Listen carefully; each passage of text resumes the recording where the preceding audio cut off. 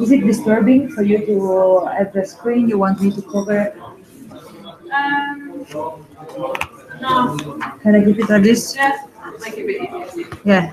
It's just because if you maybe you put it. Okay.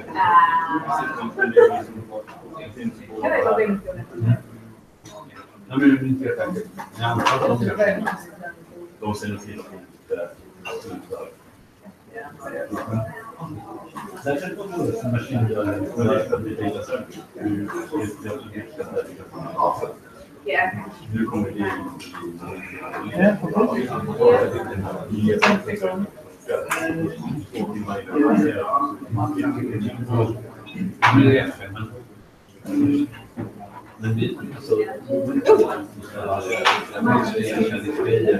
checking if it works.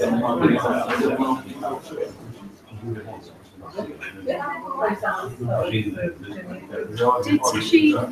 Yes, she did.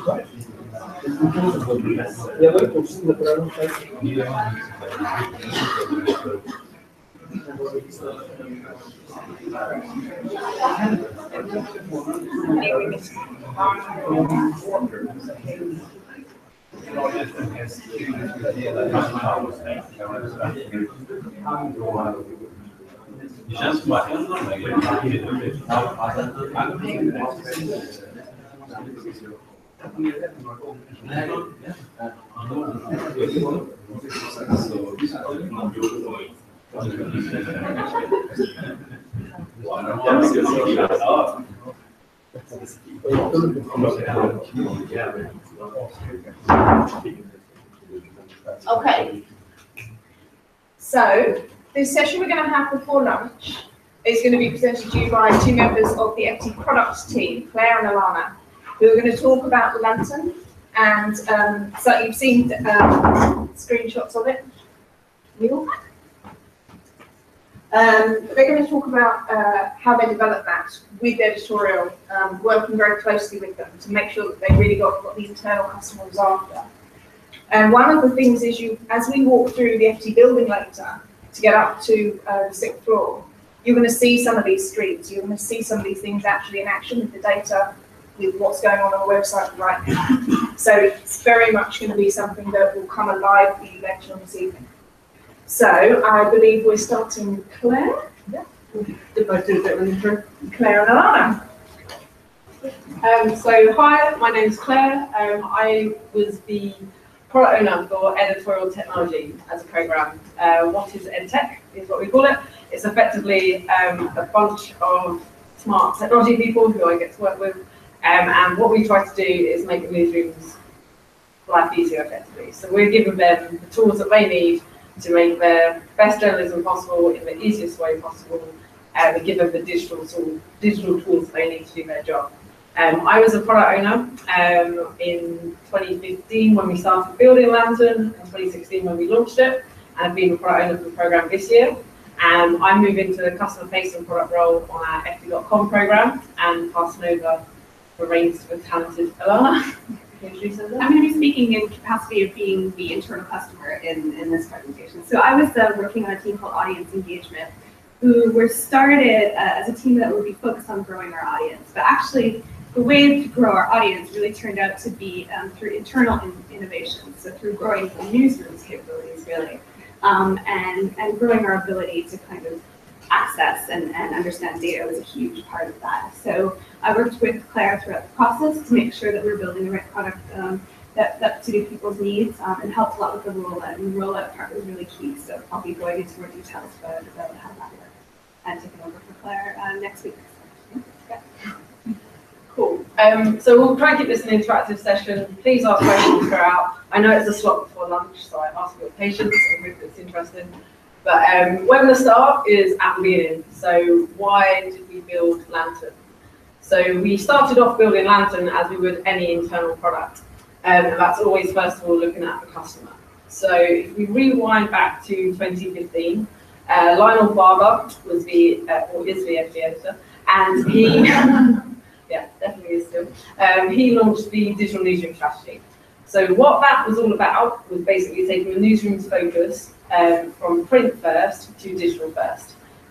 Giant exclaimer, the newspaper is very important, it's not gone away, it's still really, really key to editorial's role. But what he was trying to encourage was to, first of all, if we want to tell a story, how do we think about how we tell this story digitally?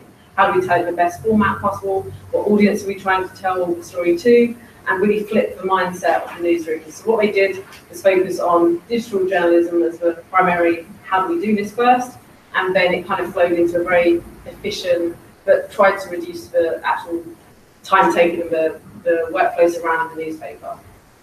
One of the really, really important things about that strategy was putting the newsroom, the audience, at the heart of the newsroom. So we wanted to understand a lot more about what our audience does, what do they read, how do they read our journalism, so they can better tailor the journalism to our audience in terms of delivery. And what they did as well on the newsroom side to implement this was create the audience engagement team, as Lana said, that she was a member of. And they ran many digital projects throughout the newsroom to try and expand our reach with new audiences, but also engage subscribers. But what they also did was help transform the newsroom by promoting digital best practices. So they were teaching people how to develop better SEO headlines, and getting data into the newsroom, getting people using data was one of their core objectives as well. So if you look at summarising the customer, they wanted to be digital first, they wanted to understand a lot more about the newsroom and the audience as well. How they were able to do that for Lantern was we've got an awesome analytics department, and you can email them questions and say, all right, I would like to understand this, like what kind of audience is reading our company's section, for example. Who are those people? And they're very awesome, so they get inundated. So in terms of the time frame as to how you can get this data back, it was about 3 to 4 days, for example.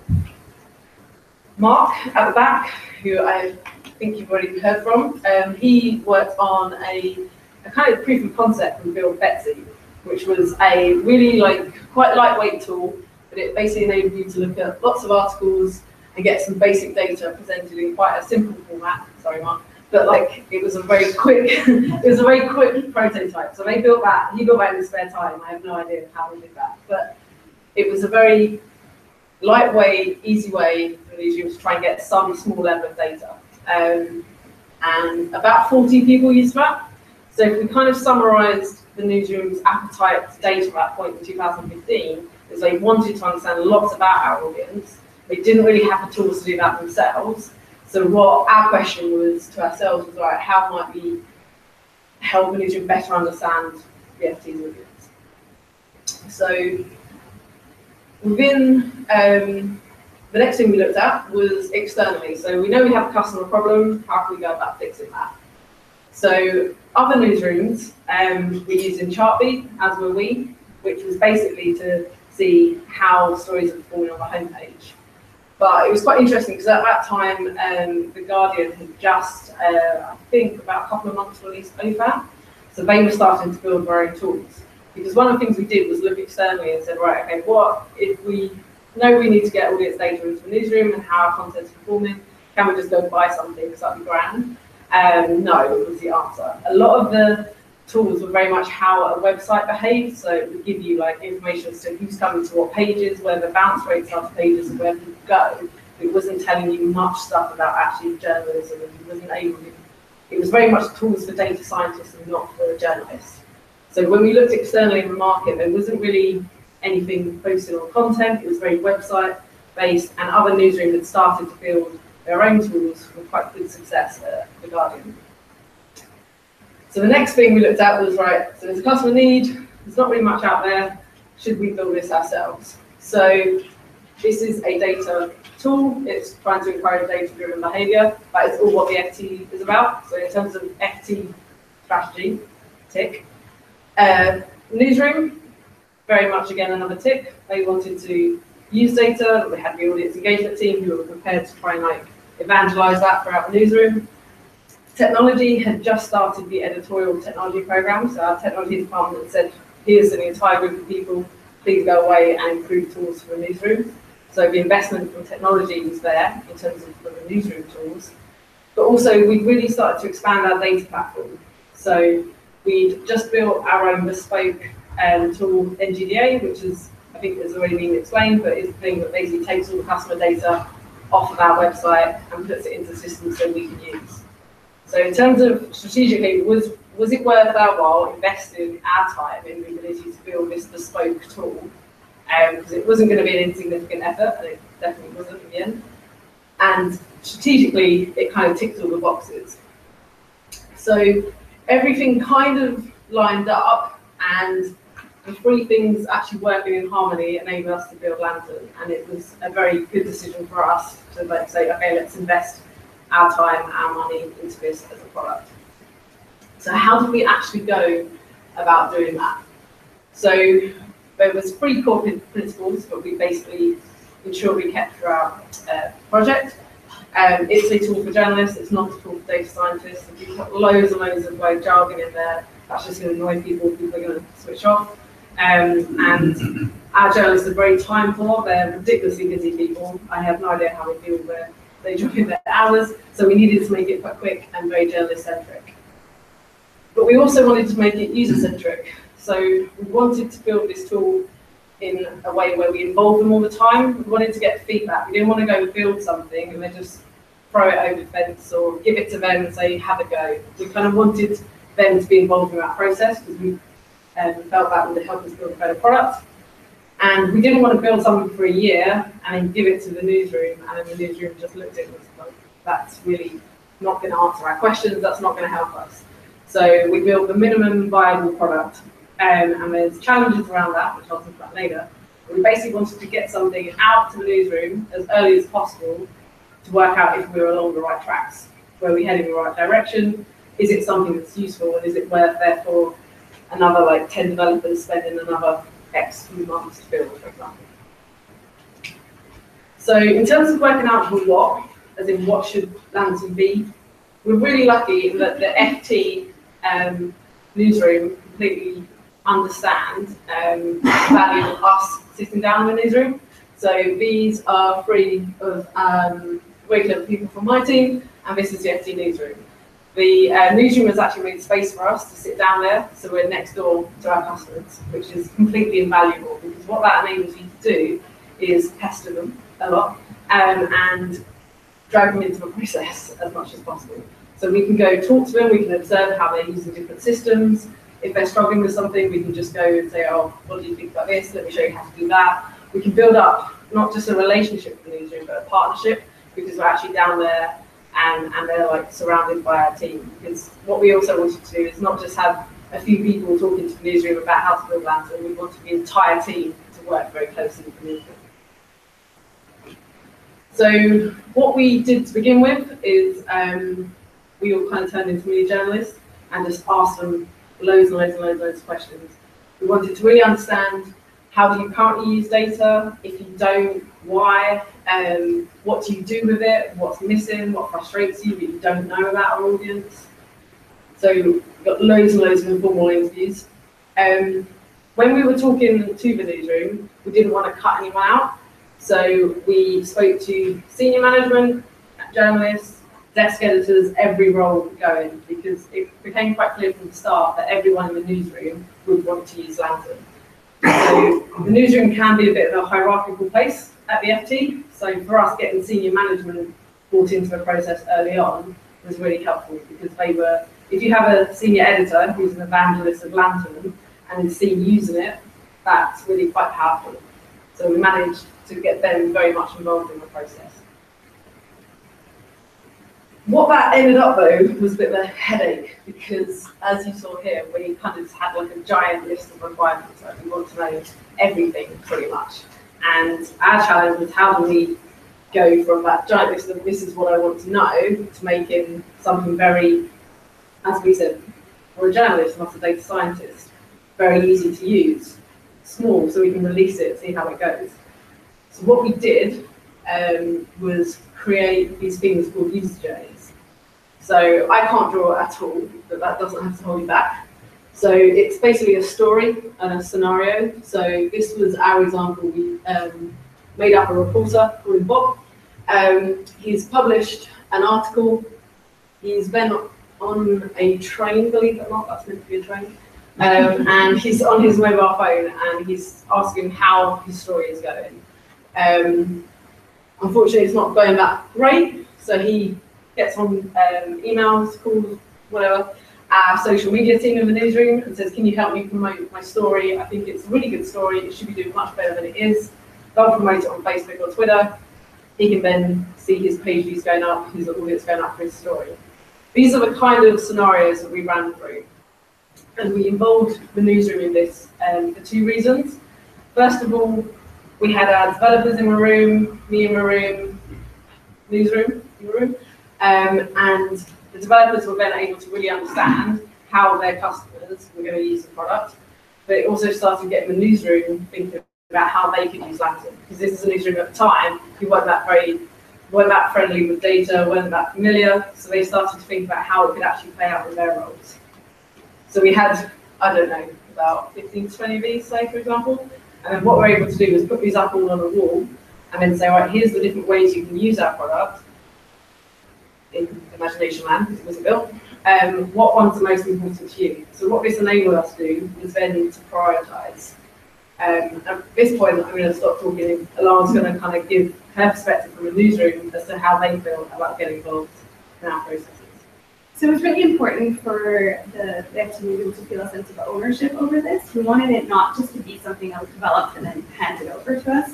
And so that's why it started with a very small group of reporters and editors who got to use it and give feedback, and that's sort of widened as the process went on. And also people were very curious about the editorial technology team. They sat in the newsroom, but they were just, nobody really knew what they were doing really. So it was sort of a chance for people to kind of get more involved in the process of people building the tools that they use every day, and then learning a bit how that works.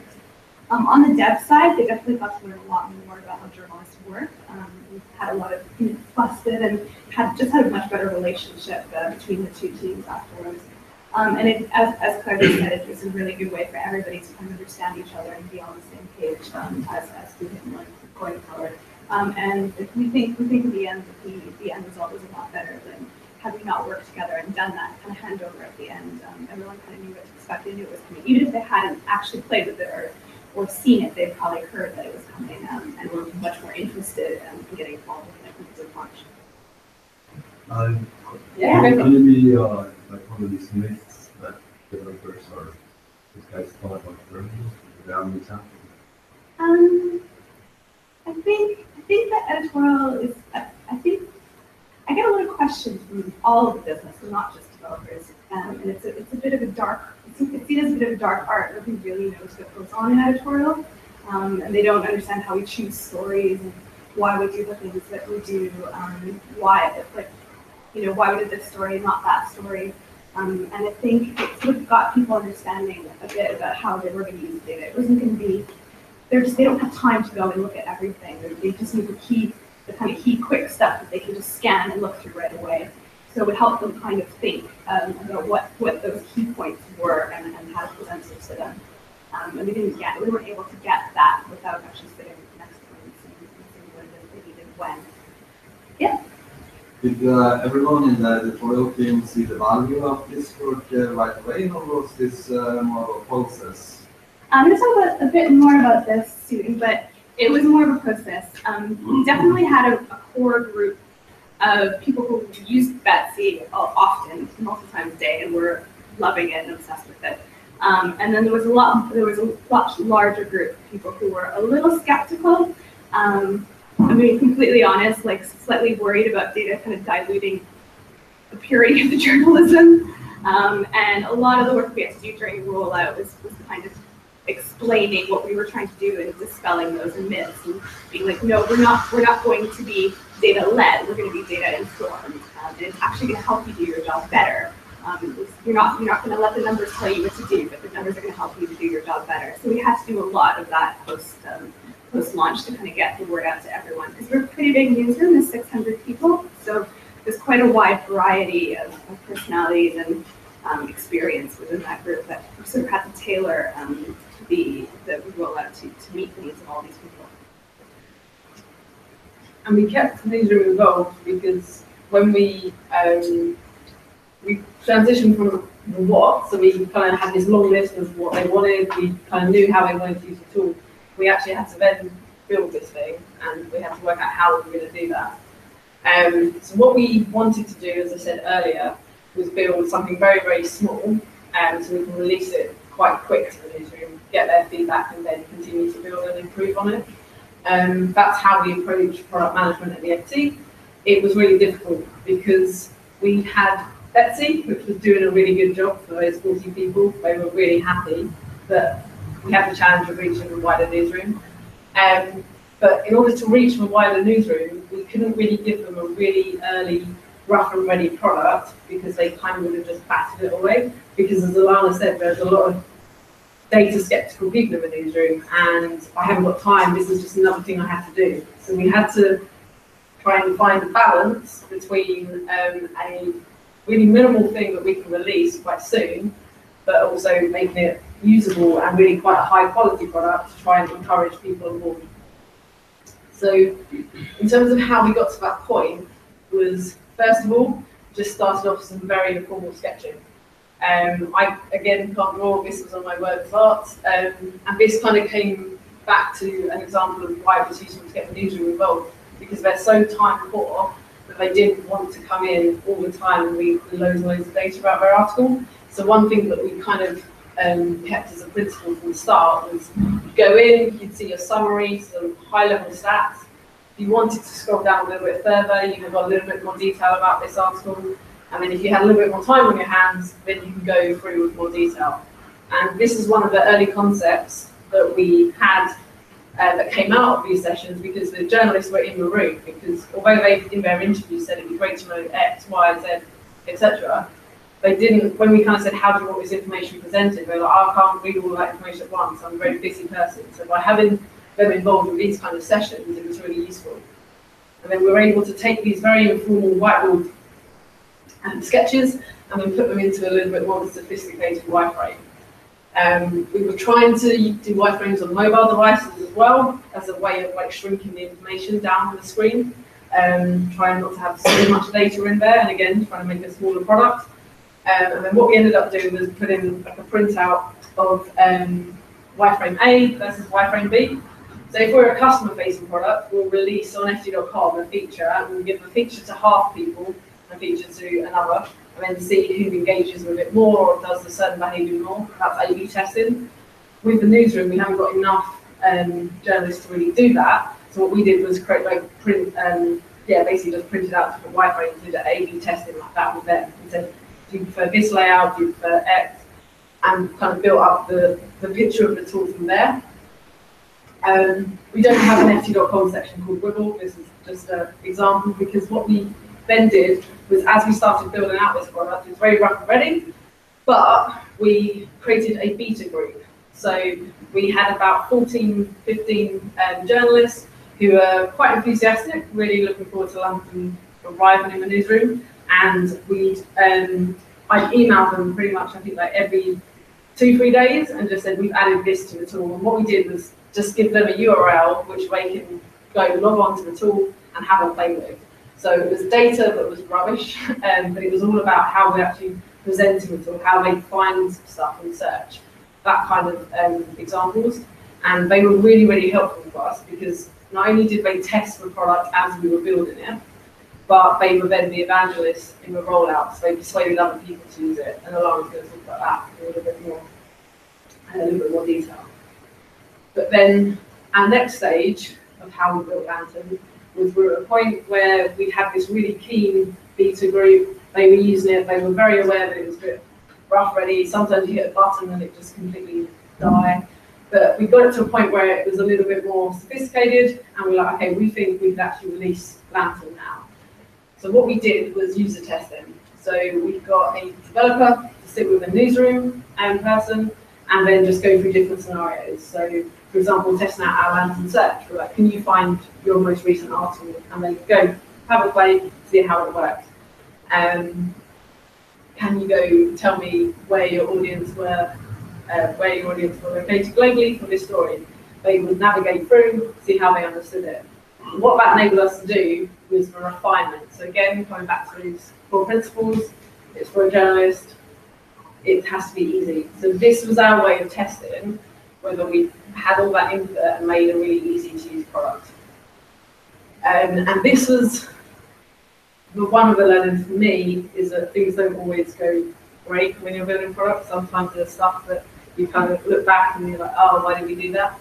And an example of this is, there was 2 sets of data. So we had real-time data, and we had what we called archive data, which was like refined. So that was data that had gone through into our data warehouse. So an example is, the real-time data is, okay, I'm an anonymous reader, or I'm a subscriber.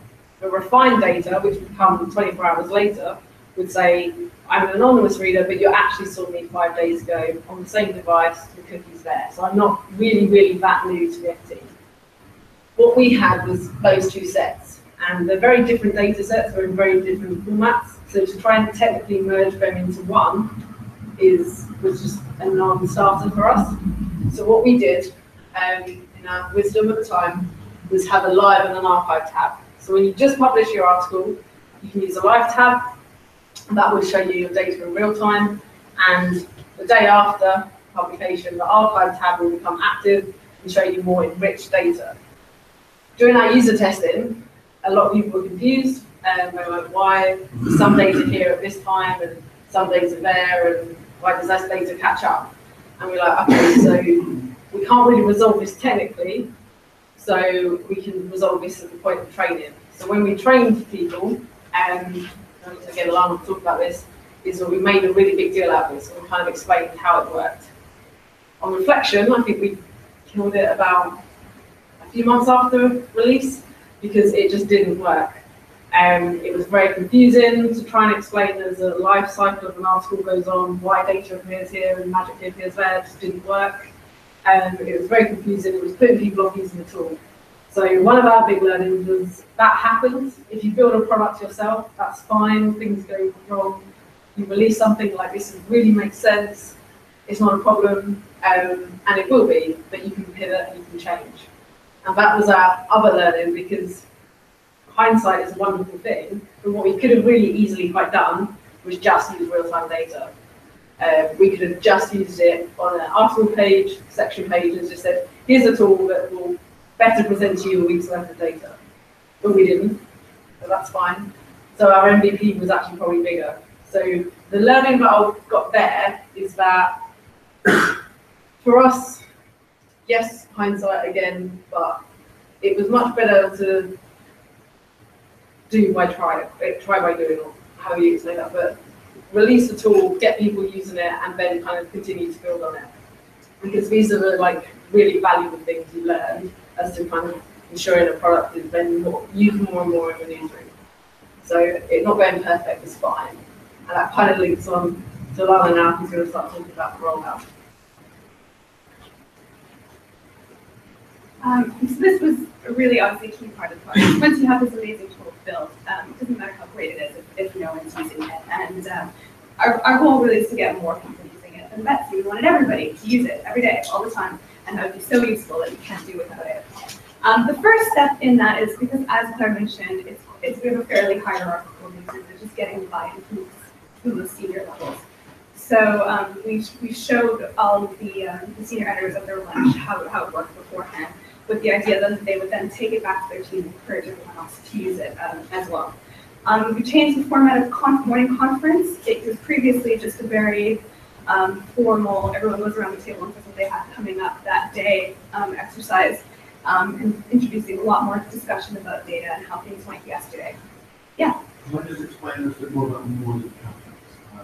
I don't know how much people have their own newsrooms or how maybe the activity that we see now has, but basically every morning the editor or the senior editorial chairs a meeting which has got representatives from each different part of the newspaper talking about what we wrote about yesterday, different plays and feedback to those people, talking about what the stories are forecasting coming up, what topics we're going to discuss, and how we're going to, what our editorial is how we're going to. So it's really key part of the daily cycle of how our newsroom works. This morning.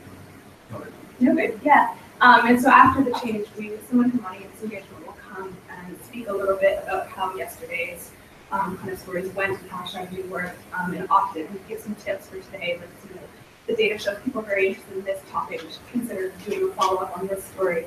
And trying to influence, getting some discussions about data through Lantern into the conversation happening around the table. So, I mean, we had a fairly, there's a lot of people in the newsroom who knew this was happening, but I think it was sort of going on in the background. We wanted to launch it with a big bang to kind of get everybody excited about it. So we hired a barista with a coffee cup. He set up in one of the lounges, and everyone got free coffee for the morning, and they left with a Lantern badge, coffee cup, and a little flyer sort of explaining, cataloging to Lantern how to do it. And then they went back to their desk, and on their desk was a little leaflet about how to use Lantern.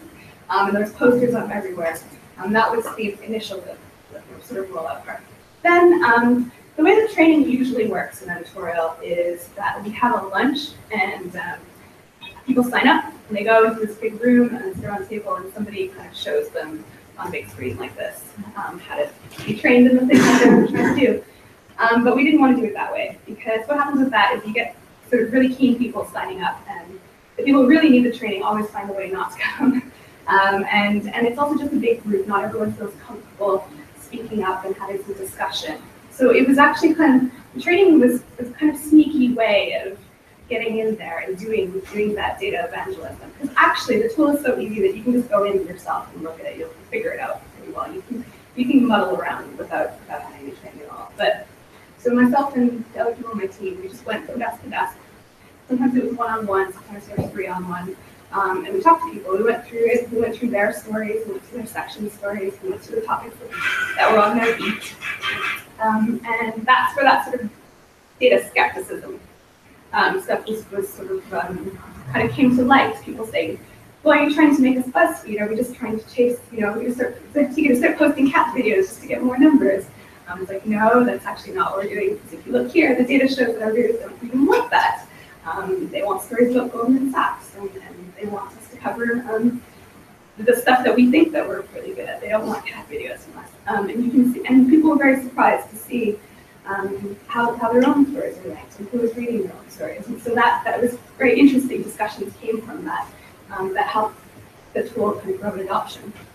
And aside from after that, it's pretty much just constant reminders. Anytime a new feature was launched after the MVP, email goes out, here's a new feature. If you need any training, please come talk to us. And so that would sort of start the whole process over again. So we'd come and be like, oh yeah, I sort of noticed this thing in Lantern, I can't remember how to use it, can you come talk to me?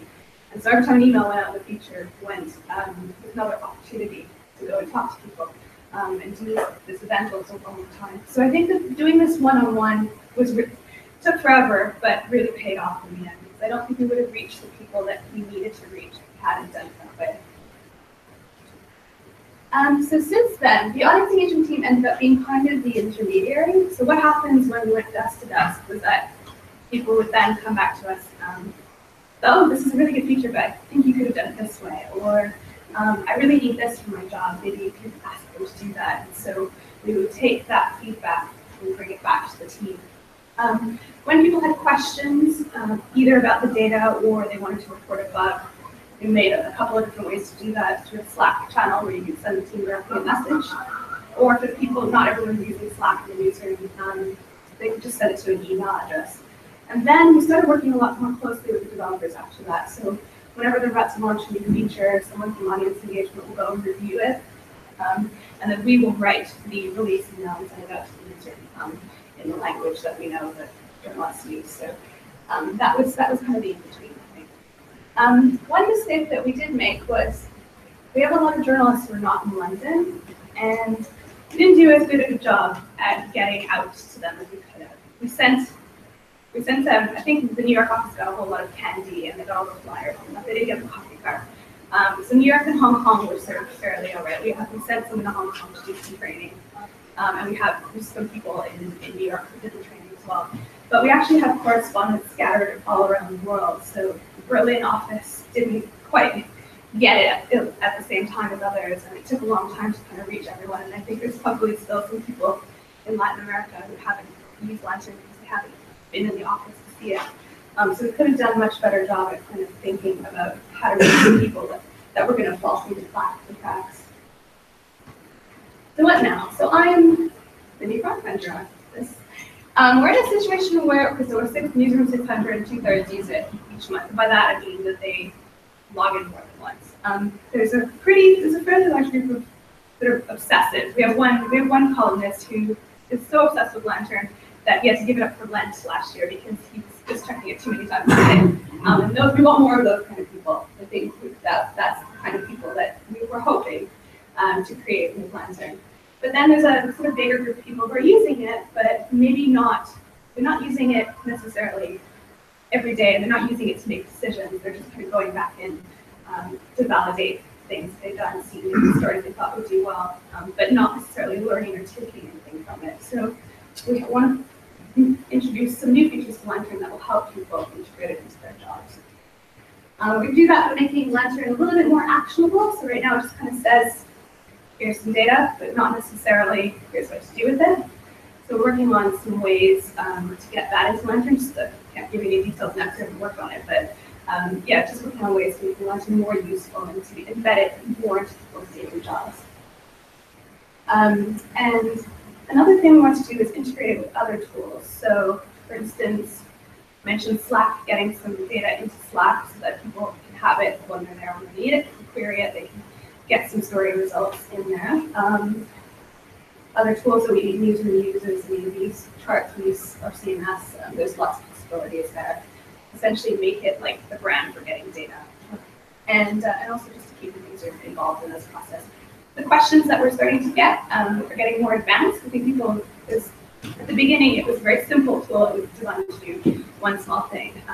But now people are much more used to it and they're used to talking about data and they're coming to us with much more advanced questions. And so I think that there's an appetite maybe to raise the level I think that Lantern goes to. So it could be interesting to see what happens with that in the future.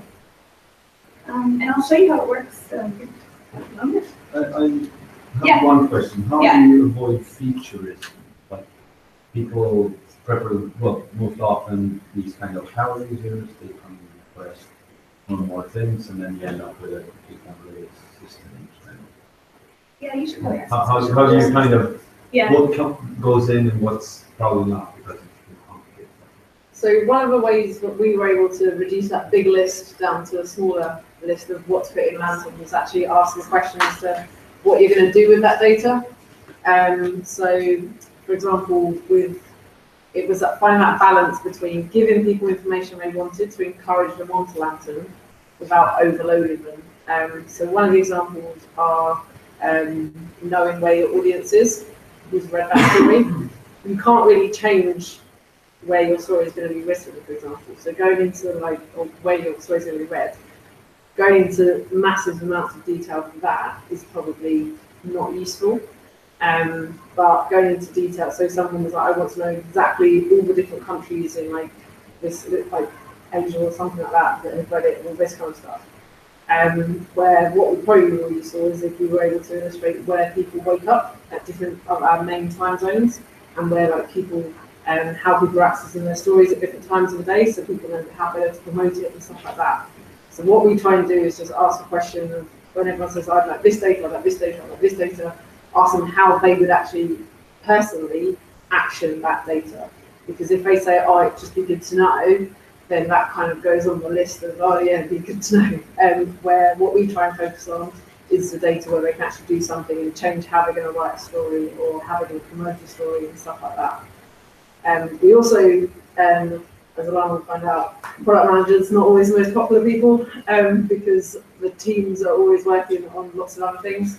So we can kind of play the priority game. So we can add this to Lantern, or we could add this to our charting tool, or we could add this to our content management tool. So sometimes you can be a bit strategic and try and balance up with the newsroom as to what areas of the tools would you like us to invest in. And we try and be transparent as possible because we are responsible for so many tools and we're trying to kind of raise the standard of all of them incrementally as we go. So if you make that more visible, then you can kind of, again, say, okay, yeah, that feature would be useful, but it's not as important as this feature over here or this feature over there. And you didn't introduce anything like heuristic, like it should only be one screen or maximum one click away, or No, nothing like that. We tried to kind of keep flexible really on that. Instead of having complete hardcore rules as to how it should work, we had those principles as to how we built it. But I'd probably discourage that because then it kind of stifles. If someone's got a really good idea, then yeah, that's something to build upon and explore. So yeah, we kind of take it a case by case basis. How big is the program? So our program in total is around 20 people. The numbers of people, we've got a few specialist developers who can only work on certain products. The people who can work on Lantern probably equate to about 10 developers, 10 to 15 maybe. So we have to be very clinical with what they work on because they also support, as I said, all these other tools. So it's a fun prioritization balancing act.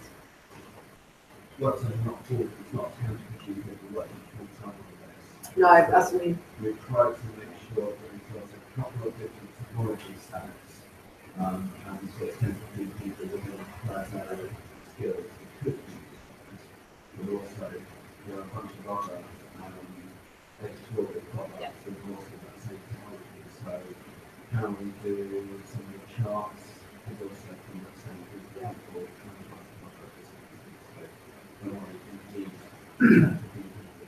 What's the FD when you're in it? Do you know how much of the team is forecasting?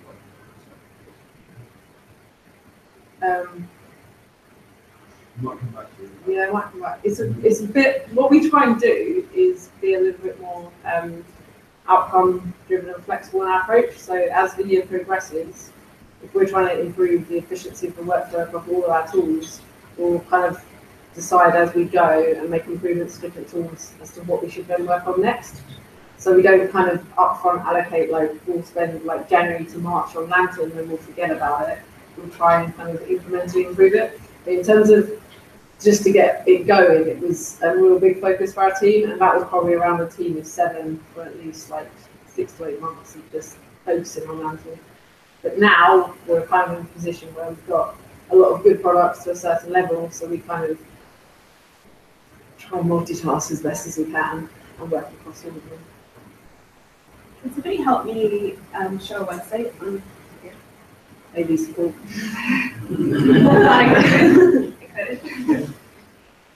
Can I ask, you said about this challenge to real time and historical data?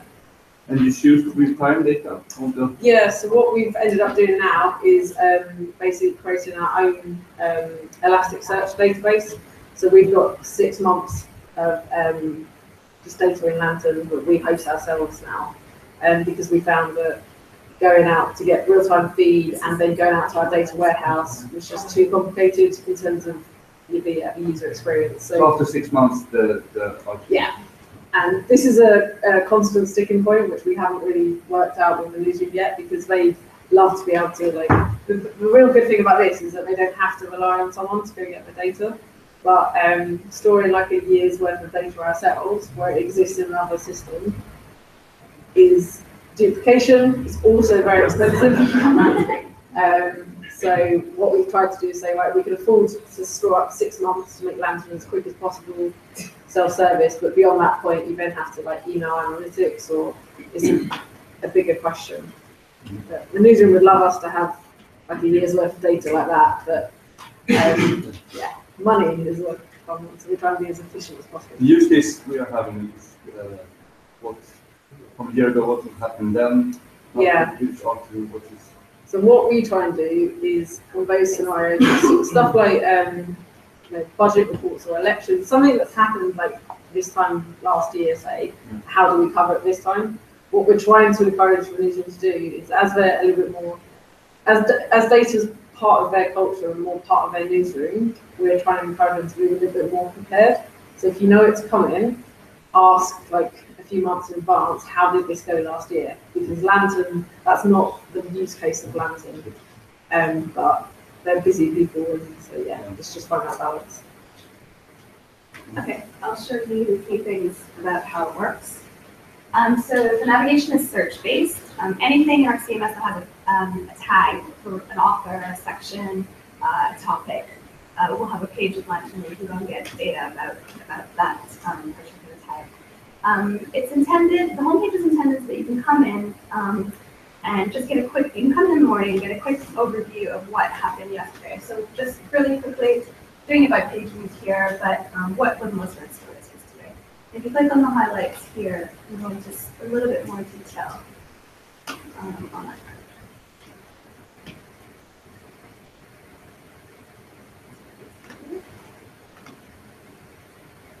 The joy of life, then. Yeah, yes, exactly. So on this page, again, this is looking at yesterday, it's taking some of the key metrics and pulling up the top stories. You'll notice that page is actually not the top one here.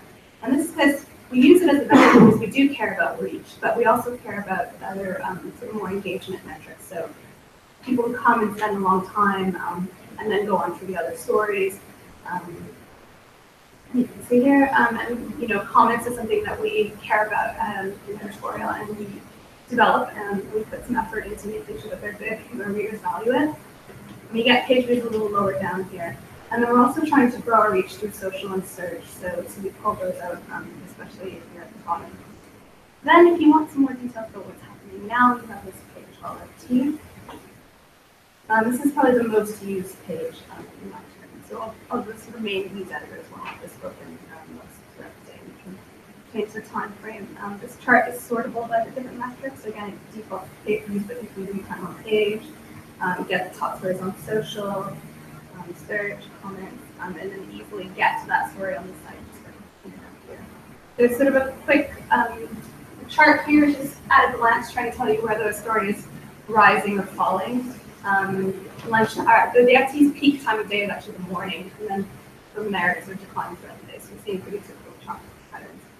Lower down, we see how we're doing. So the morning is a time. So now New York is waking up, so we're going to have another traffic peak.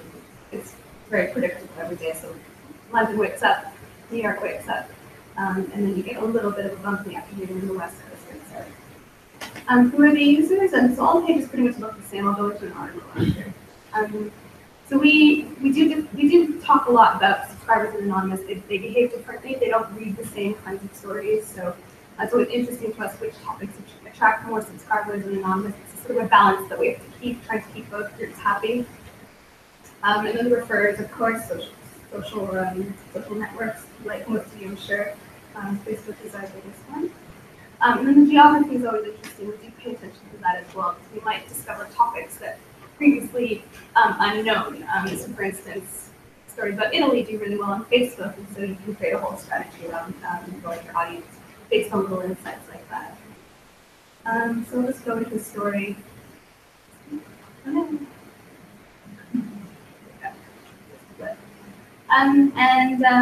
Again, so if you're really time poor and you just have 10 seconds to come and look at the page, we've got 4 metrics up here that are intended to kind of give you the main overview. And you can sort of, if you only look at those 4 metrics, we feel that you can get enough out of it. So this sort of quite high time on page. 50% of the people who came to the story went on to read another one. They didn't actually read very far down that story though. And then in the graph here, you can hover over it, you can see actually where the traffic is coming from. So nearly all the traffic for this particular story came from people just on Etsy.com and not through social or anything like that. And just as on the surface, the other pages, you can see where the traffic is coming from, internal, external, how it did on social, where people went next after this story. Are they subscribers? Are they anonymous? And where was it read? And this has the most references stories from UK and Europe for this one. Oh, and the mobile versus desktop. We have a very desktop-heavy audience because we read a lot at work.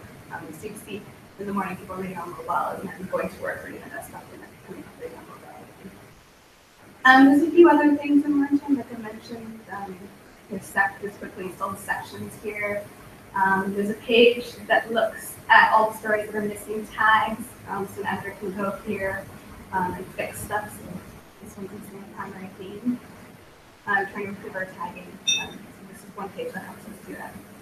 And every author also has their own page, more simplified version. But that's the basics. Do you guys have any questions? And you thought about offering it as a service to others? That platform?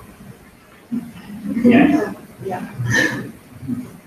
We've actually, sorry, I've found this one here. We've built Lantern for Nikkei Asian Review. So the FT was bought by Nikkei, and we've actually kind of we've done a sophisticated copy and paste job, I guess, of Lantern. So they've got their own instance, they see their own data, and they're going to start using it in their newsrooms as well.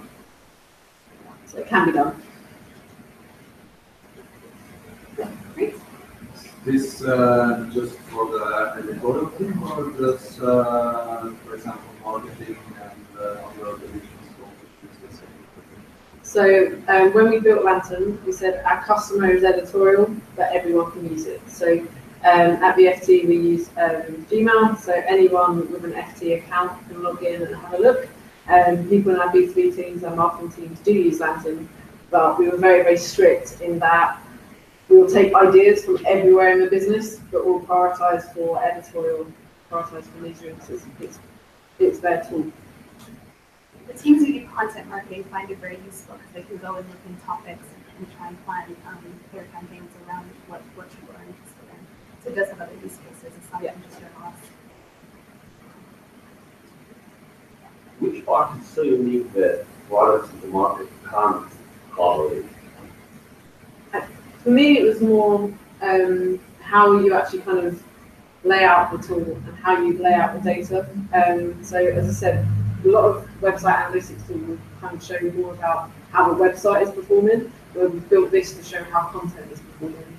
So for example, on the All FT page, that gives you a really quick view across how all the stories are performing recently in the last 24 hours, so editorial can make quick decisions as to what to promote on social media, what to add onto our homepage, for example. The article page is very framed in like language that is very easy to understand, and then how we group things together. So if we group things by like Martin Wolf, for example, or Brexit, or different sections on the website, that's how editorial organise themselves. So in terms of ease of use for the newsroom, I think that was something that was really, that's the main competitive edge for us, for Lantern, is that it's really easy, it's in a language that they understand, and therefore they're willing to use it and get that data into their workflow. Is there any part that uses engagement score? Because we've seen pages and all the metrics. Yeah. But May in November. Yeah. typical IT. But we found with the engagement score, it's interesting. So what Lantern does, it relates, it's lots of data that relate directly to an article. So even if you look at the world section page, it's all an accumulation of the world articles, where the engagement score for us is so many things feed into that. So what we're trying to do is, with the engagement score, is we're creating a newsroom engagement score where they can see how the actions that they do impact that engagement score. So just put in the RFB score in here. Although it's useful, it's talked about so widely at the FT, where for Lantern, that's a place where they come in and actually try and look at their journalism. So we're trying to find more like newsroom ways of interacting with engagement towards critical. They always see the engagement stuff. I think that it was there was such a low level of data literacy in the newsroom that we kind of needed to get that first. Because if we had started with the score from the beginning, that's all people would have looked at. They wouldn't have understood what was behind it. They wouldn't have known what to do with it. So that's why it's been a long time coming. Yeah, I was going to say similarly, in the very first mock-ups that the data analysts who worked on this project put together to include the breakdown of the engagement clusters that Mark referred to earlier, but we took a conscious decision to take out to sort of start from the basics and get journalists to appreciate and have confidence in the quality of the data that was there, and then gradually build up to not just the engagement score itself, but also to more very specifically action-oriented metrics and recommendations. I think we were conscious that people would get spooked if we launched tools from the beginning that said, do more of this and less of that. They really wanted to learn from the numbers, and we will also learn too in terms of the methodologies that we use.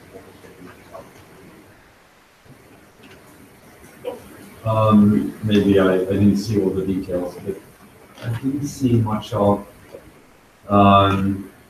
things that you can identify as standing out for certain things. So, for instance, this article is more shared on Facebook than we calculated it should be, or something like that. This kind of preparing data to make it more actionable. Is that a design choice or planning to? Or? That's the next planning phase. So if you guys all have Slack, there's no real issue with question. But what we'd like to be able to do is kind of calculate like an average story performs like this, and we can like ping someone on Slack and like nudge them to say this is actually above this level or below this level, and do something with it, for example. So that's kind of examples of the next bit of getting actionable. At the moment, Lantern's really good to go in and see how something's doing, but we kind of want to put that cleverness into it, so it kind of like prod the ninja into new things when something is not doing so well, not doing great. You go straight to pushing the actual end user rather than just presenting it. So you just. Yeah, I think we probably try and do both. We did have comparisons in here, but again, we found out the way we implemented it was a little bit complicated. So we tried to show whether something was above average or below. We took that out because again, it was just overwhelming with information. That's something we'd probably like to bring back in. We're not that afraid of taking things, putting things on, putting things off. Everything's got a feature flag, so you can literally like customize it and say like show this, like show that. So that's one of the things when we ended up taking it away, is to try and make it easier for everyone to use. And then we're going to try and probably, along the team will probably bring that back next year, because that's a nice way of saying whether something needs attention, if it's like above or below average. In the previous presentation, we saw the list of the testing, experience part of it. So, and here there's nothing about the testing. So, does the tutorial participate in this testing? Do they have a say? Or something? What was about the testing? So, at the moment, the A/B testing is predominantly on products and Etsy.com. So we'll change something to try and increase click-through rate on the homepage. We can release that to 50% of people, put 50% on control and work out whether it has the desired outcome. That's more on our product side. But do you want to talk about the A/B testing? Headlines? Yes, we're not using A/B testing in Lantern at the moment. It's much more user feedback, qualitative. But we are doing A/B testing on headlines on the homepage right now. So putting, we're using the same system that the product team uses, and putting two headlines against each other, and we do those. We want to do more. It's kind of in the early stages, maybe once a day, trying to learn more about what makes people click on headlines. So that's a project that we're doing, and that's editorially, I think, what we're using. That's something that we want to eventually bring into Lantern. But at the moment, we've only started doing it in the last few months, so it's still quite new. So the metric for A/B testing on titles are fixed? Yeah. But also for that. Yeah, and it divides by anonymous subscribers, and it looks to see the first web is correctly spells. So there are more non-others people for all of it. It's a normal clickbait. Yeah. I'm going to interrupt here and say thank you both everyone very much. There's obviously loads more questions. I keep seeing hands popping up and down. Through your sort of team mentor team who are at the back, we can arrange more time with you both to dig into deeper questions if needed. That's the whole point of this program, is to give you access to the people who are actually doing this thing, to ask questions.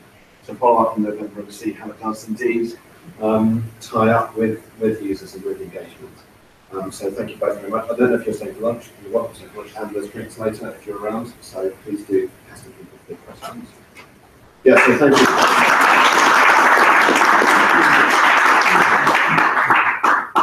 I'm just going to make a couple of points just to connect.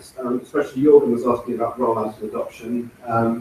One of the key things to think about is kind of the time we've observed as Lantern has emerged is, where are our readers? Are they reading the paper? Are they reading digital? To transform how that newsroom is working, to say, well, it's no longer we've got 6 inches on page 3 of the newspaper. We've now got a whole variety of ways to tell a story and trying different types of storytelling.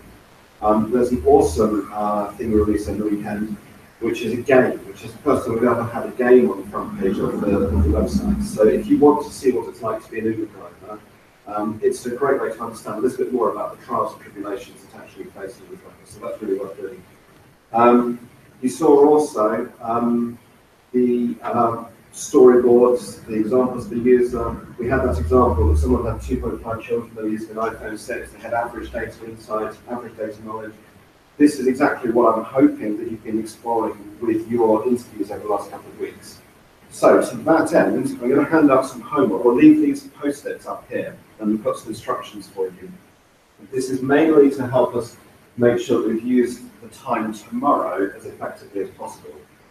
There is a different stack of colours for each country, and what I'd like people to do between now and tomorrow, 11 o'clock, which we're moving into the business projects, is to have written down one per piece of paper, around 20 of your research findings. Please write more if you've got them, so that we can then start straight away after coffee tomorrow by putting these up on the walls, comparing and contrasting the findings, and starting to cluster those behaviours that we've established with Daniel. So I'll leave these up at the front. Please make sure that each country picks up one of these pads of paper for tomorrow. Write clearly, it's most important. People are going to be reading each other's notes. We'll make sure there are some bold marker pens, some Sharpies for you to take home overnight to do that writing. Lunch is outside, back here at 1:15. And so thank you again, Pamela, for telling us about the Eucharist. Let's take this now.